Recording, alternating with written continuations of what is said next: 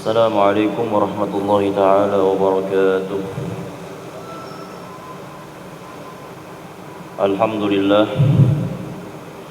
nahmaduhu wa nasta'inuhu wa nastaghfiruh wa nastahdi wa natawakkalu alayhi wa nu'minu bih wa na'udzu billahi min shururi anfusina wa min sayyiati a'malina may yahdihillahu fala mudilla lahu wa may yudlilhu fala hadiya lahu.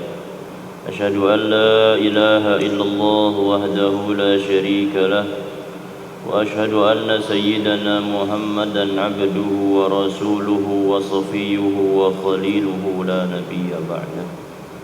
اللهم صل وسلم على سيدنا محمد الفاتح لما أغلق والخاتم لما سبق ناصر الحق بالحق والهادي إلى صراطك المستقيم وعلى آله وصحبه حق قدره ومقداره العظيم.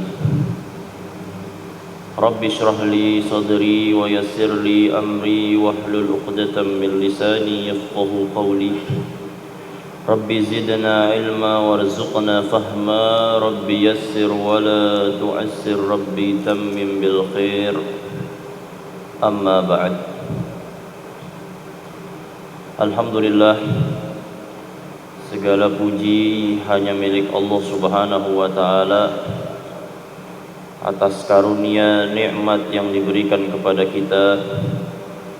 Di kesempatan yang mulia ini Allah Subhanahu wa ta'ala takdirkan kita bersama untuk sama-sama duduk di majelis yang mulia, di tempat yang paling mulia, insyaallah juga bersama orang-orang yang mulia. Dan semoga kelak kita dikumpulkan di dalam syurganya Allah Subhanahu wa ta'ala bersama orang-orang yang mulia. Terlebih khusus Allah kumpulkan kita bersama di dalam syurga bersama baginda Nabi besar Muhammad sallallahu alaihi wasallam. Alhamdulillah, Allah Subhanahu wa ta'ala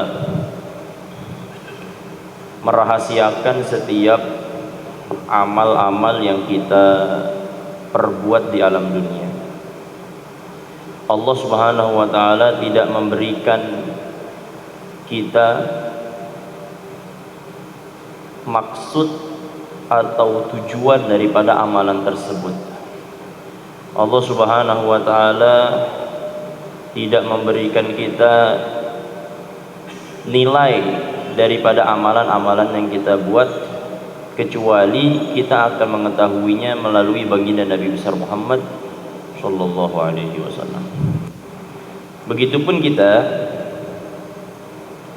ini di dalam menjalani keseharian kita, kehidupan itu kita tidak akan bersusah payah, kita tidak akan berusaha sekuat tenaga kita jikalau kita tidak mengetahui nilai daripada pekerjaan yang kita lakukan.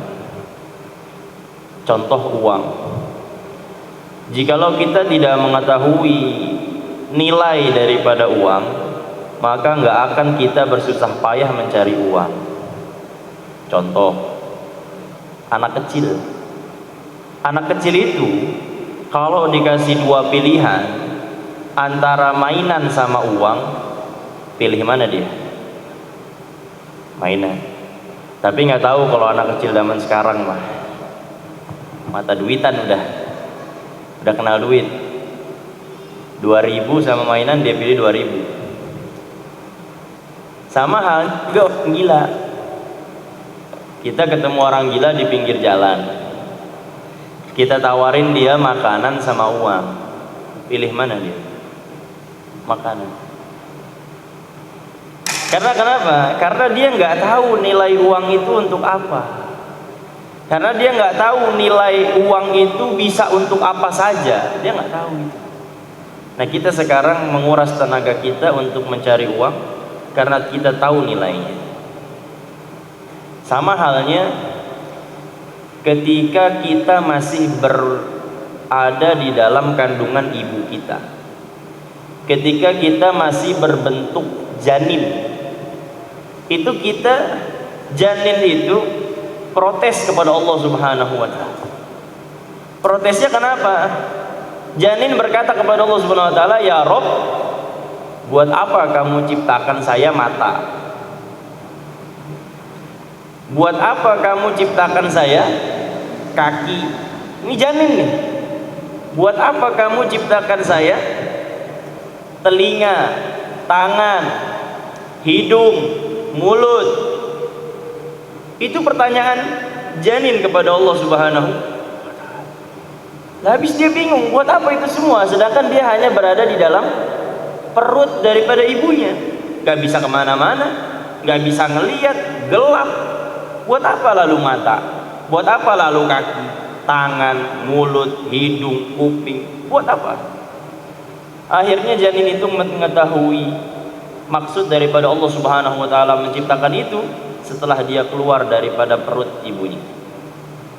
Setelah dia keluar dari perut ibunya, baru oh, ini fungsi daripada kaki yang Allah berikan, saya bisa jalan. Oh, ini fungsi daripada telinga yang Allah kasih kepada saya, sekarang saya bisa mendengar. Oh, ini fungsi daripada tangan yang Allah berikan kepada saya bisa gunakan untuk keseharian saya. Dulunya nggak tahu. Setelah dia berpindah alam, baru dia tahu maksud dan tujuan Allah Subhanahu. Sama halnya dengan kita dalam kehidupan dunia. Kita nggak tahu nilai amalan-amalan yang kita perbuat kecuali kita sudah diwafatkan Allah Subhanahu wa taala. Dan setelah wafat baru kita tahu nilai-nilai amal yang telah kita berbuat. Tasbih yang kita baca setiap habis sholat 33. Apa nilainya? Baca ayat kursi duburi kulli sholah, kata Nabi sallallahu alaihi wasallam, setiap habis sholat. Apa nilainya? Itu kita akan ketahui setelah kita berpindah alam dunia ke alam akhirat. Itu akan kita ketahui. Sama halnya Nabi sallallahu alaihi wasallam. Jadi Nabi sallallahu alaihi wasallam ketika beliau mendatangi pemakaman sahabat dari sahabatnya yang meninggal, ketika beliau masuk ke dalam liang lahat itu, beliau bukan hanya proses pemakamannya saja, tidak. Akan tetapi yang beliau lihat itu adalah ke depannya, bagaimana dengan umatku yang menyusul akan kematian.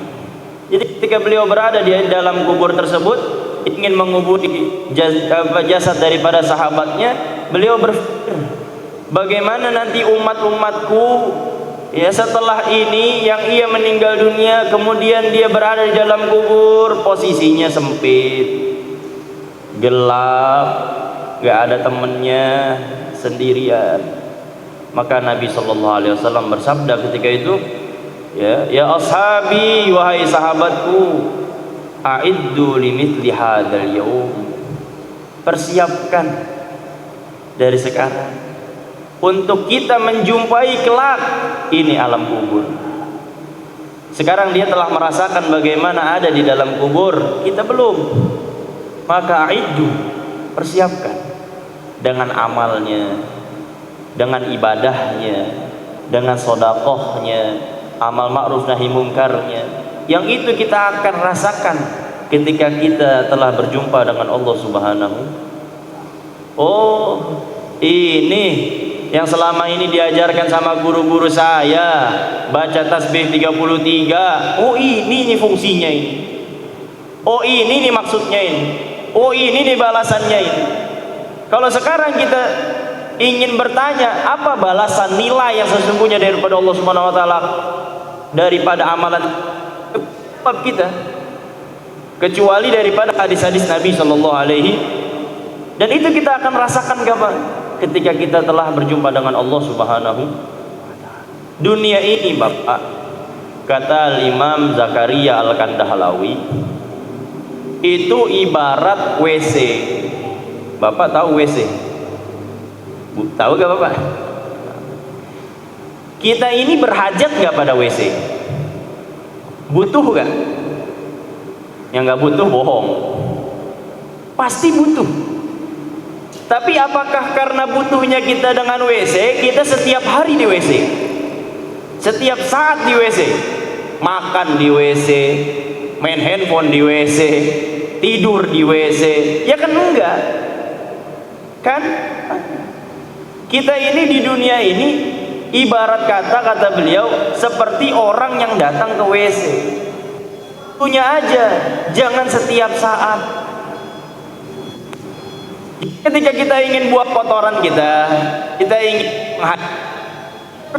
tersebut. Gak ada yang kita sepanjang hari tinggalnya di WC, gak ada. Itulah ibarat dunia. Dunia itu jangan setiap hari kita sibuk dengan dunia kita, jangan. Dari pagi sampai sore gak menyempatkan untuk akhirat, jangan.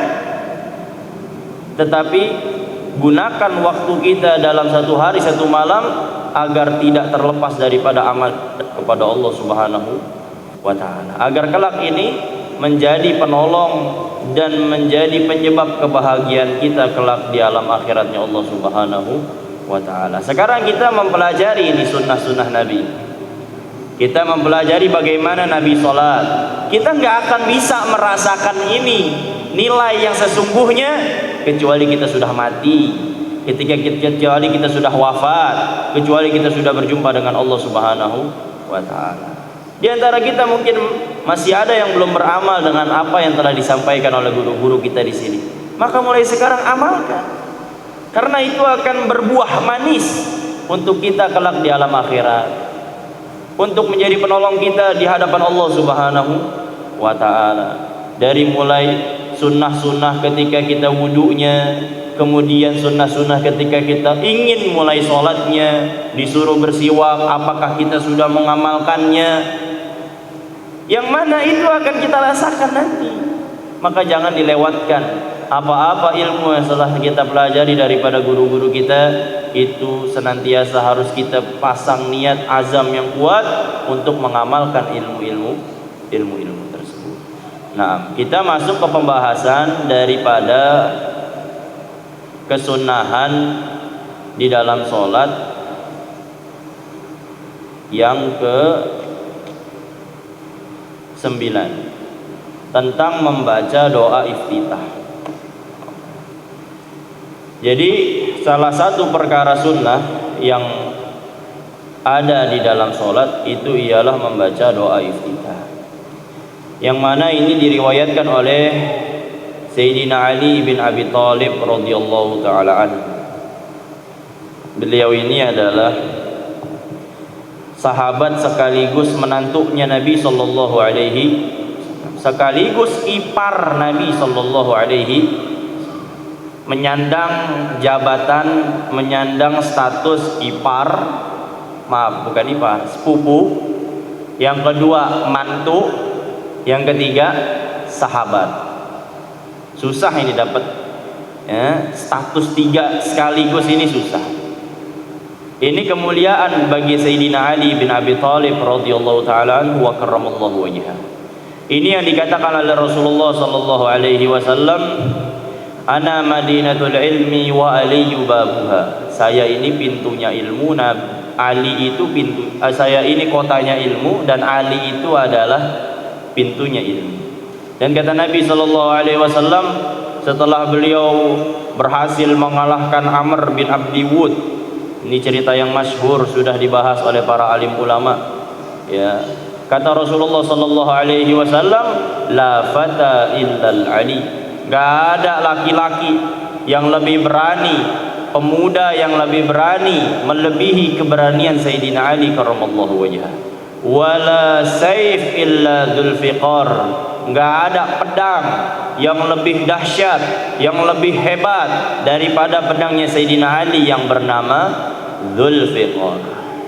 Ya, ketika itu Sayyidina Ali bersama Rasulullah, bersama para sahabatnya, ditantang oleh Amr bin Abdi Wud untuk duel ya. Amr bin Abdi Wud ini terkenal orang yang zalim, orang Yahudi yang dia ini mempunyai keganasan yang luar biasa. Siapapun yang berhadapan sama dia pasti mati. Kenapa? Karena badannya yang besar, ya, melebihi para sahabat ketika itu, dan juga melebihi orang-orang di zaman itu, dan juga pedangnya yang besar.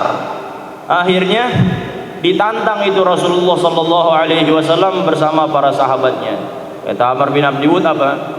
Ya Muhammad, apakah tidak ada yang berani daripada daripada sahabat-sahabatmu untuk duel bersamaku? Akhirnya ketika itu Sayyidina Ali mengangkat tangan, ya Rasulullah, biarkan saya maju untuk maju melawan Amr bin Abdi Wud. Terus apa kata Rasulullah?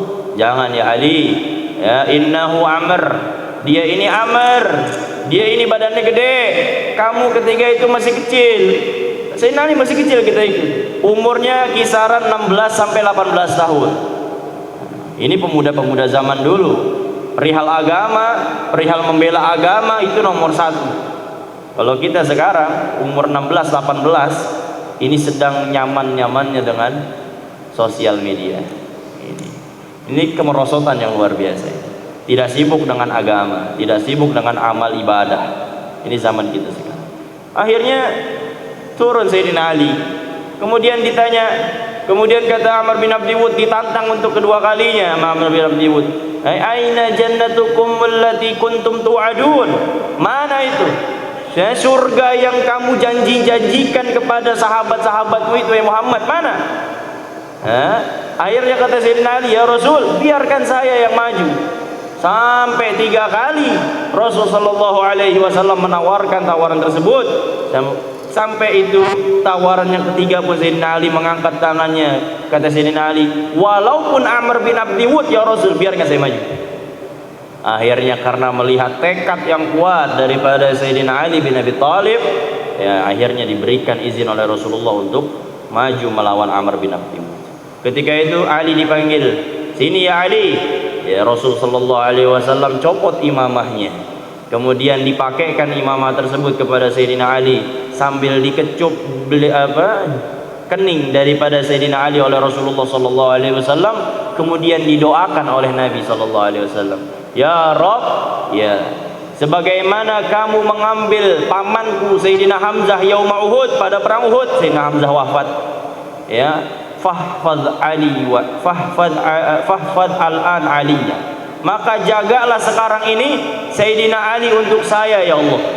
Kemudian Sayyidina Ali maju berhadapan dengan Amr bin Abdi Wud, sehingga akhir daripada cerita tersebut, ya duel tersebut dimenangkan oleh Sayyidina Ali karramallahu wajhah.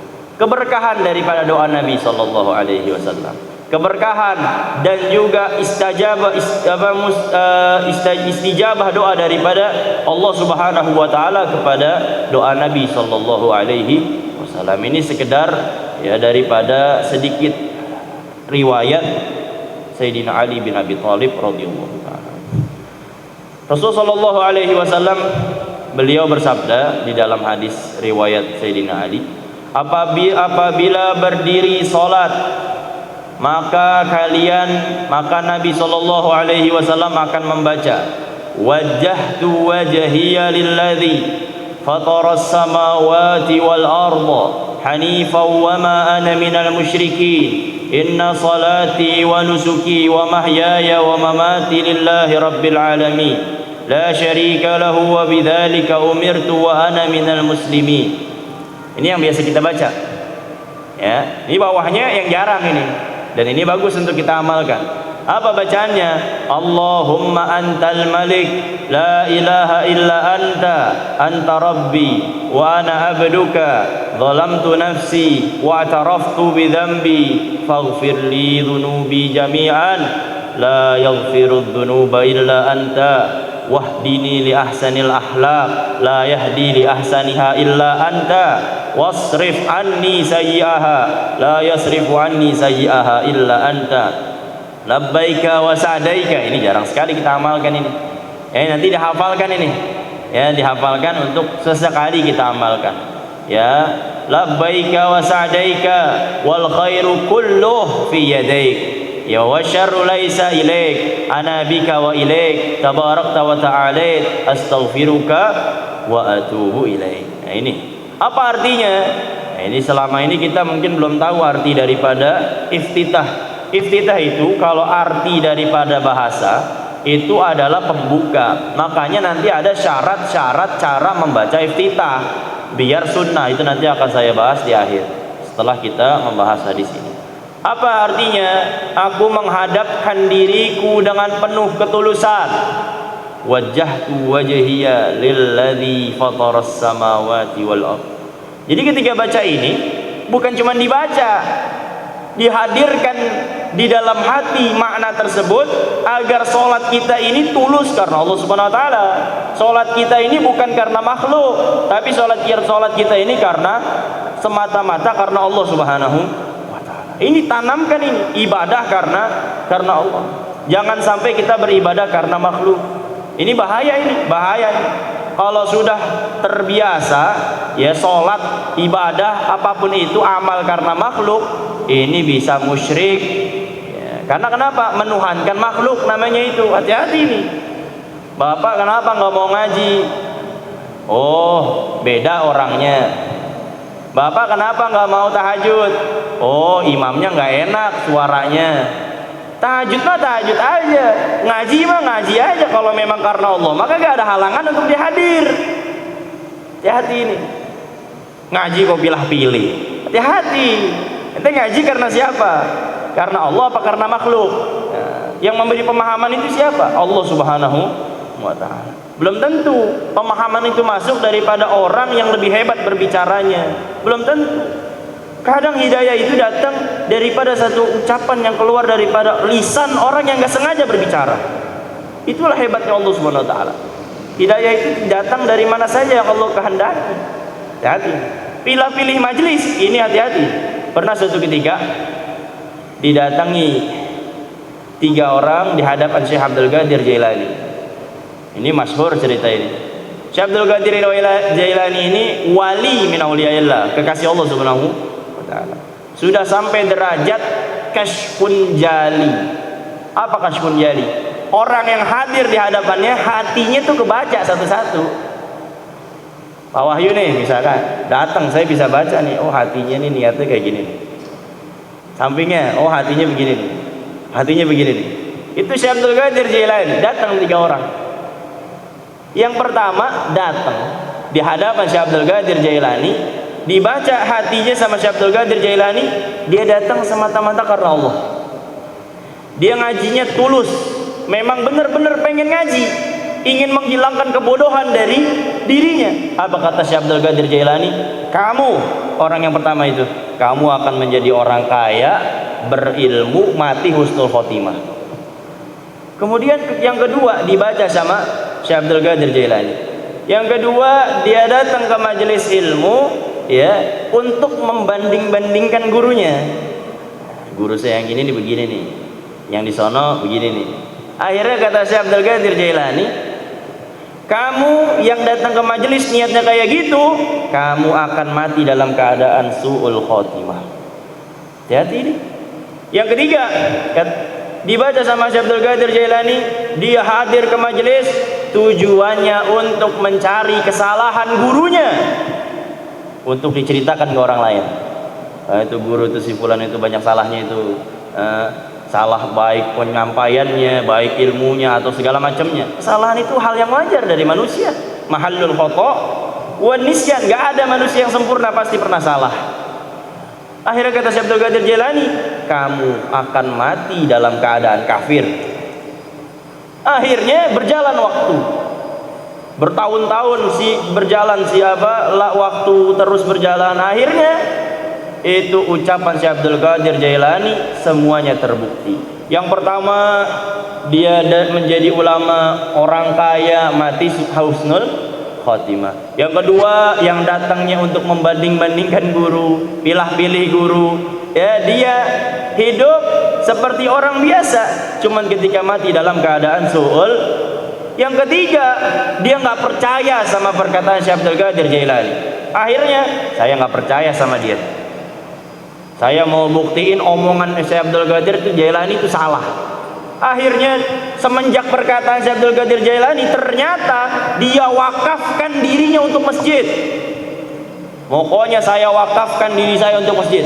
Setiap hari di masjid, azan dia, qomat dia. Bahkan kalau nggak ada imam, dia yang maju jadi imam. Tapi karena memang ini sudah karunia dari Allah Subhanahu wa taala, Syekh Abdul Qadir Jailani mempunyai kemampuan tersebut. Kalau dulu mah kan azan harus naik tempat tinggi dulu, Pak. Kalau sekarang mah kagak usah, pakai mic aja udah. Naik tempat tinggi. Akhirnya itu orang yang ketiga tadi dia azan. Allahu akbar, Allahu akbar. Allahu akbar, Allahu akbar. Ingin selesai azan, udah ujung-ujung ternyata dia lihat perempuan cantik luar biasa lewat di depannya. Dari atas dia pantau, oh ada perempuan cantik lewat. Akhirnya ketika azan dia, wah ini perempuan cakep ini. Ini perempuan harus jadi jodoh saya ini. Gimana kita, wajar manusia kan Pak, ngelihat perempuan cantik mah, walaupun udah punya istri juga, ngelihat perempuan cantik ya cantik. Suka itu, perasaan suka nggak bisa dibohongi, asal jangan berlarut-larut. Nggak boleh, kalau punya istri kan begitu. Akhirnya selesai azan, itu diikutin perempuan sama dia, diikutin dari belakang sampai perempuan itu udah tiba di depan rumahnya. Kemudian dia samperin perempuan tersebut, dia ketok rumahnya, ketemu dengan ayahnya. Dia datang, dia masuk ke rumahnya, dia utarakan apa maksud dia datang ke rumah perempuan tersebut. Akhirnya dia ngomong, wahai bapak, saya ini suka dengan anak bapak pada pandangan pertama. Kurang lebih gitu ya. Akhirnya terus kenapa? Saya ada niat untuk menikahi anak bapak. Bapak setuju atau enggak? Ya. Apa kata bapaknya? Saya setuju-setuju aja. Tapi kamu harus tahu, kami ini keluarga Yahudi. Kami ini bukan agama Islam. Kalau kamu mau menikahi anak saya, kamu harus masuk agama Yahudi, keluar dari agama Islam. Akhirnya apa? Karena cinta yang buta tadi, akhirnya dia lepas agama Islam begitu saja untuk perempuan tadi. Akhirnya dia keluar dari agama Islam, dia nikahi perempuan tersebut. Belum malam pertama mati dalam keadaan keluar daripada agama. Hati-hati nih, ketika hadir majelis ilmu, jaga hati kepada orang yang di samping kita. Kita nggak tahu Bapak, samping kanan kita, kanan kiri ini wali apa bukan, kita nggak tahu. Hati-hati, coba tengok kanan kiri Bapak, coba itu bisa jadi wali. Ya hati-hati, bisa jadi wali. Kita nggak tahu Pak, siapa tahu dia punya amalan khusus di malam hari yang orang lain nggak tahu, sehingga Allah senang sama dia, Allah pilih dia jadi kekasihnya. Kalau kita ganggu dia, kita husnuzon kepada dia, Allah menyatakan perang kepada orang yang mengganggu wali-walinya. Hati-hati. Nah ini penting sekali menjaga hati. Nah ketika kita baca ini, hadirkan kita ini baca wajjahtu wajhiya lilladzi fataras samawati wal ard. Aku menghadapkan diriku dengan penuh ketulusan, salat karena Allah bukan karena makhluk, kepada zat yang menciptakan langit dan bumi, dan aku bukan termasuk orang-orang yang musyrik. Sesungguhnya salatku nih, ibadahku, hidupku, matiku adalah milik Allah Subhanahu wa ta'ala, Tuhan semesta alam, tiada sekutu baginya. Dan untuk hal itu aku diperintahkan, dan aku adalah termasuk orang muslim yang pasrah kepada Allah Subhanahu wa ta'ala. Kemudian, ya Allah, engkau adalah maharaja. Ini dihafalin Pak, bagus ini. Jadi Bapak bisa nangis ketika sholat. Kalau Bapak kita ingin nangis ketika sholat, hafalin arti-arti ini, pasti nangis. Pasti nangis. Karena kalau dibuat-buat nangis tanpa sebab susah, kecuali sinetron. Itu pun dibuat-buat pakai bawang ya, atau dia disuruh nonton film sedih dulu segala macam. Ya dalam sholat ini begini Pak, caranya begini ya. Tidak ada Tuhan selain aku, tidak ada Tuhan selain Engkau. Engkau adalah Tuhanku, aku adalah hambamu. Aku telah menzalimi diriku sendiri. Aku kita ini zalim, Pak. Makanya bagus, Pak, doa itu baca doa ini. Setiap Bapak doa jangan tinggalin doa ini. La ilaha illa anta subhanaka inni kuntu. Jangan tinggalin doa ini. Tidak ada Tuhan selain Engkau. Sesungguhnya aku ini adalah orang yang zalim. Sebelum Bapak minta, Allahumma ya Allah berikan saya duit, berikan saya sehat, sebelum itu baca dulu ini. Apalagi Rabbana zalamna anfusana. Ya Allah, saya telah zalim kepada diri saya. Rabbana zalamna wa illam taghfir lana, kalau Engkau enggak ampuni saya, lanakunanna minal khasirin, saya ini rugi. Saya ini akan menjadi orang yang merugi baik di dunia maupun kelak nanti di akhirat. Dan ini salah satu cara untuk diijabahnya doa. Jadi kalau Bapak mau cepat diijabah doanya, yang pertama baca alhamdulillah, kemudian sholawat, yang ketiga mengaku diri lemah di hadapan Allah Subhanahu wa Ta'ala. Ini caranya. Ini ada disebutkan di dalam kitab-kitab hadis seperti itu. Salah satunya di kitab Al-Adhkar lil Imam An-Nawawi. Baca itu, Pak. Habis itu puji-puji Allah. La ilaha illa anta subhanaka inni kuntu minadh dhalimin. Habis itu baca, ya Allah, kalau nggak ngerti bahasa, kalau nggak bisa pakai bahasa Arab, pakai bahasa Indonesia. Ya Allah, Engkau maha agung, Engkau maha kaya, Engkau maha segala-galanya, Engkau yang menciptakan dunia serta sisi-isinya. Udah puji-puji, baru kita minta. Sama kayak Bapak ke makhluk gimana? Bapak sama bos Bapak gimana? Bos, kita ini mau minta duit lebih misalkan, mau minta gaji lebih, lembur segala macam, duit lembur, itu kita puji-puji bos kita. Ya, bos kita itu orang baik, ya, orangnya dermawan, ya, orangnya sering berbagi, sholat gak pernah tinggal. Seneng gak tuh bos? Apalagi Allah Subhanahu yang punya dunia sama isi-isi. Baca doa itu, Pak, ya. La ilaha illa anta subhanaka inni kuntu, kemudian Rabbana zalamna anfusana wa illam taghfir lana wa tarhamna lanakunanna minal khasirin. Baca itu, Bapak. Kemudian, dan berilah aku maaf, dan aku telah mengakui dosaku, maka ampunilah dosa-dosaku seluruhnya. Tidak ada yang dapat mengampuni dosa kecuali Allah, nggak ada. Makanya tadi saya sampaikan, kita beribadah itu karena Allah, bukan karena makhluk. Ibadah karena makhluk la yadur wa la yanfa', gak manfaat, gak bisa juga memberi mudarat kepada kita. La yusmin wa la yughni, gak bisa memiskinkan kita, gak bisa menguntungkan kita. Jangan ibadah karena makhluk, rugi. Rugi, sungguh merugi orang yang beribadah karena, kenapa Bapak sholat di masjid? Biar dilihat sama tetangga saya. Rubah ini, rubah. Kenapa Bapak sholat di masjid? Biar kelihatan bagus di pandangan atasan saya. Jangan, ya, nggak untung, Pak, nggak ada untung. Dan berilah aku petunjuk untuk mengamalkan akhlak terbaik, akhlakul karimah. Sebab tidak ada yang dapat memberi petunjuk terhadap akhlak terbaik selain dirimu, ya Allah. Serta jauhkanlah akhlak yang buruk dariku. Ini, ya. Sebab tidak ada yang mampu menjauhkan akhlak yang buruk dariku selain Engkau. Aku penuhi panggilanmu, labbaika wa sa'daika, ya, dengan penuh sukacita. Ya. Seluruh kebaikan berada dalam kekuasaanmu dan kejahatan tidak disandarkan kepadamu. Aku hidup dengan pertolonganmu. Gak ada yang bisa lepas dari pertolongan Allah Subhanahu wa Ta'ala. Kita nih, Pak, Bapak gini, coba Bapak gerakin telunjuk Bapak. Coba. Sekarang saya tanya sama Bapak, ini atas kemampuan diri atau atas pertolongan Allah? Jawab, Pak. Allah. Bapak tarik nafas, buang, udah kayak terapi kan? Itu atas kemampuan diri apa pertolongan Allah? Allah nggak pengen, nggak bisa. Allah nggak pengen, nggak bisa gini-gini, Bapak. Ngedip. Kemampuan diri atau pertolongan Allah itu? Pertolongan Allah Subhanahu. Nggak ada yang lepas dari pertolongan. Jadi jangan ngerasa bangga dengan amalan kita sendiri.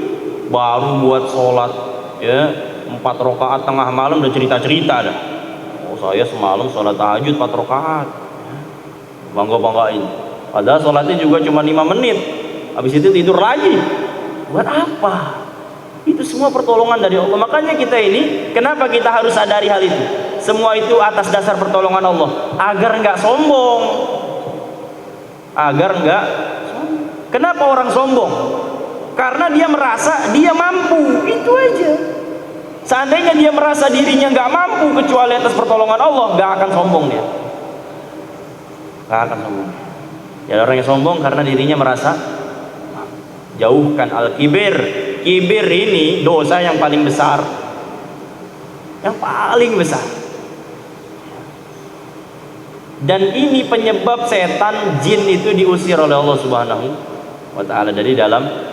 Padahal kalau kita banding-bandingkan diri kita sama jin, kita nggak ada apa-apanya, Pak.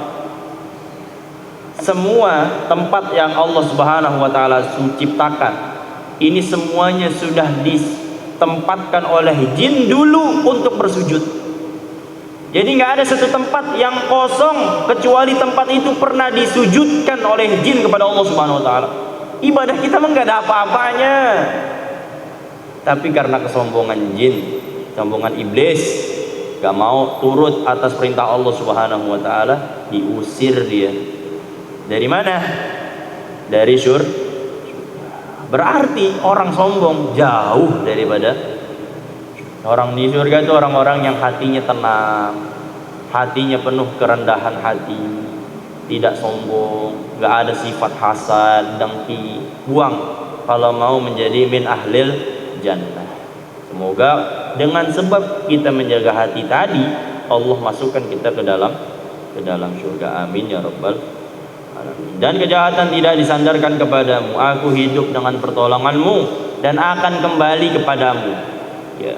Maha agung dirimu dan maha tinggi aku memohon ampun daripadamu dan bertaubat kepadamu. Ini hadis riwayat al-Imam Muslim, nomor hadis 771. Nah, sekarang saya ingin membahas syaratnya. Jadi iftitah ini juga ada syaratnya, Bapak. Nggak cuma baca-baca doang. Kalau baca-baca doang itu tidak dianggap sunnah nanti. Biar sunnah itu bagaimana? Nah, sekarang saya akan bacakan sedikit kitab fikih karangan Al-Imam Nawawi. Kitab apa? Kitab Kashifatus Saja, syarah daripada Safinatun Najah. Ini sedikit saya bacakan perihal ini ya. Untuk iftitah itu sendiri sebenarnya banyak doanya. Salah satunya yang tadi kita baca. Nah, ada juga kata beliau, termasuk doa iftitah itu apa, Bapak? Alhamdulillahi hamdan katsiran thayyiban mubarakan fi. Jadi kalau Bapak mau baca iftitah kayak gitu, boleh atau enggak? Boleh. Saya sebutin jenis-jenisnya dulu. Yang tadi saya nggak usah sebutin karena sudah ada ya. Jadi yang sama saya nggak sebutin. Terus apa lagi? Subhanallah walhamdulillah wala ilaha illallah wallahu akbar. Bapak baca itu boleh, termasuk itu ya. Kemudian apa lagi? Nah, ini panjang sebenarnya. Doa kita itu banyak, bukan satu aja. Apalagi Allahumma ba'id baini wa baina khotoyaya kama ba'adta bainal masyriq wal maghrib. Kemudian Allahumma naqqini minal khotoya kama yunaqqas thawbul abyadu minad danas. Allahumma ghsilni bil ma'i wathal. Kalau ini enggak hafal enggak apa-apa, karena ini kepanjangan mungkin ya. Yang tadi itu yang pendek-pendek dihafalin. Subhanallah, alhamdulillah. Nah, kemudian Allahumma antal malik yang tadi yang ada di kitab itu. Nah, itu dibaca juga Bapak. Bagus itu. Ya. Dan kalau Bapak sholat sendiri, kita sholat sendiri, bagus kita membaca semua itu. Berarti bacanya apa? Allahu akbar kabira walhamdulillahi katsira. Baca lagi tuh yang tadi di doa semua itu. Kemudian baca subhanallah alhamdulillah wala ilaha illallah wallahu akbar. Kemudian alhamdulillah hamdan katsiran thayyiban mubarakan fi. Kemudian baca lagi tadi Allahumma ba'id baini wa baina khotoyaya minal masyriqi wal. Wah, ini panjang ini. Ini kalau sholat begini nih gak cukup, 10 menit mah gak cukup. bacanya pelan, diartiin dalam hatinya. Wajib ini, ajib ini. Kalau ada yang sholat begini, ajib ini, ajib ini. Ya, ini kalau salah sendiri. Kalau jadi imam jangan, nggak boleh jadi imam dipanjang-panjangin begitu, kecuali makmum ridho. Jadi imam kalau mau baca iftitah sepanjang itu harus nanya ke makmum dulu sebelum sholat. Makmum, saya mau baca iftitah panjang nih, ridho gak ente? Enggak, ya nggak boleh, nggak boleh, ya nggak boleh, harus dengan ridho. Jadi kalau bapak sholat sendiri amalin ini. Sekali aja, kalau setiap sholat ya lama juga. Ya kalau bisa alhamdulillah, pahalanya justru lebih banyak. Nah, adapun syaratnya ini ada 5. Ingat ini syaratnya. Ya, ini pembahasan terakhir. Wa'lam anna du'a al-iftitah la yusannu illa bi syurutin khamsatin. Ya, tidak disunnahkan kecuali 5 syarat ini terpenuhi. Jadi kalau misalkan nggak terpenuhi, tidak lagi disunnahkan baca iftitah. Yang pertama apa? Ayyakuna fi ghairi salatil janazah walau 'ala al-qabr. Jadi baca iftitah ini selain sholat jenazah. Jadi kalau sholat jenazah nggak usah pakai iftitah. Jadi kalau ada orang sholat jenazah pakai iftitah nih, berarti nggak tahu ilmunya dia. Ya, jadi kalau sholat jenazah, walaupun sholatnya di atas kuburnya, tetap tidak disunahkan membaca iftitah. Itu yang pertama. Yang kedua, wa alla yakhafa fauta waqtil ada wa huwa ma yas'u rak'ah. Tidak takut terluput waktu adaan. Bapak paham ya waktu adaan ya? Waktu sholatnya. Nah, waktu sholat itu waktunya berapa? Ma yas'u rak'ah, yang cukup 1 rakaat. Contoh, azan asar jam 3 pas. Kita taruh biar gampang, jam 3 pas. Bapak ketiduran, belum sholat zuhur. Bangun jam 3 kurang 5. Bangun jam 3 kurang. Kemudian wudhu. Sisa waktu 3 menit. Seandainya 3 menit ini enggak cukup 1 rakaat, maka tidak disunahkan baca iftitah. Bahkan kalau kita baca iftitah, hukumnya bisa berdosa. Tanggung jawab. Karena kita tahu nggak bakal sempat 1 rakaat. Jadi kalau gini, Bapak kalau sholat, di dalam waktu sholat dapat 1 rakaat, maka sholatnya dihitungnya adaan, bukan qodaan. Bisa dipahami kan nih Bapak? Jadi jam 3 kurang 5 sholat, bangun rakaat pertama ke rakaat kedua, azan asar, Allahu Akbar, Allahu Akbar. Ini sholatnya adaan apa qodaan? Adaan, karena dapat 1 rakaat. Kalau nggak dapat 1 rakaat, baru mulai sampai ruku, Allahu Akbar, Allahu Akbar, jatuhnya kok qodaan karena tidak dapat 1. Nah, begitupun ketika kita membaca iftitah, waktu cuma 3 menit ini untuk sholat, untuk mendapatkan 1 rakaat. Kalau misalkan 3 menit itu tidak cukup mendapat 1 rakaat, maka tidak usah membaca doa iftitah, langsung baca Fatihah. Bahkan surah pun gak usah, kejar 1 rakaat dulu agar sholat kita mendapat adaan. Bisa dipahami Pak ya? Oke. Sama halnya ketika Bapak ngejar imam atau Bapak datang telat, imam udah di ujung-ujung surah. Itu sunnah gak baca iftitah? Gak usah, gak disunahkan. Bahkan kalau Bapak baca ada hukumannya. Hukumannya apa? Bapak nggak boleh ruku kecuali Bapak sudah mengganti Fatihah Bapak. Gara-gara iftitah nggak sempat baca Fatihah, maka Bapak harus membaca Al-Fatihah seukuran iftitah yang tadi Bapak baca. Oh, ini nanti pembahasannya itu fikih, itu lebih ke fikih. Cuman itu sekilas saja dulu. Itu yang kedua ya.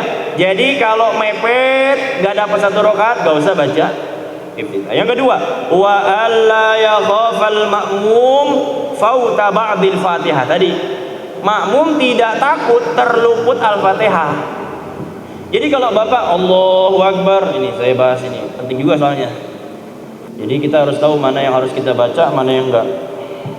Kita datang, makmum ketika kita datang, imam bacanya qulhu, Allahu Akbar. Kalau kita baca iftitah, kita baca Al-Fatihah ini, imam baca qulhu, kira-kira kita baca Fatihah doang ini ya, itu sempat gak Fatihah kita selesai? Baca normal. Sedangkan imam baca qul hu. Kalau bacaan yang normal gak akan sempat. Karena qul hu berapa? 3 ayat, 4 ayat. Sedangkan Al-Fatihah 7. Gak akan sempat kalau bacaan normal. Nah, sekarang Bapak datang, imam udah baca qul huwallahu ahad, Allahus samad, lam yalid wa lam yulad. Bapak datang, Allahu akbar. Gak baca Fatihah, tapi bacanya iftitah. Maka ini Bapak nanti dihukum. Ada hukumannya. Apa hukumannya? Bapak baca iftitah tuh, Allahu akbar kabira, alhamdulillah katsira, subhanallah bukratan wa asila, sampai situ. Misalkan. Kemudian imam Allahu akbar. Bapak belum baca Fatihah. Boleh gak langsung ruku? Gak boleh. Tidak. Harus baca Al-Fatihah seukuran iftitah tadi. Allahu akbar kabira, alhamdulillah katsira, subhanallah bukratan wa asila, sampai sini.